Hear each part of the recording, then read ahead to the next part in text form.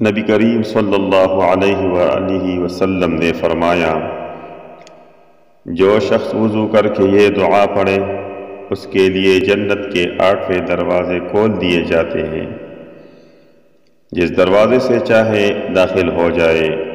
دعا یہ ہے: اشہد ان لا الہ الا اللہ وحدہ لا شریک لہ واشہد ان محمدا عبدہ ورسولہ اللہم اجعلنی من التوابین واجعلنی من المتطہرین۔ میں گواہی دیتا ہوں کہ اللہ کے سوا کوئی معبود نہیں، وہ اکیلا ہے، اس کا کوئی شریک نہیں، اور میں گواہی دیتا ہوں کہ حضرت محمد صلی اللہ علیہ وسلم اللہ کے بندے اور اللہ کے رسول ہے۔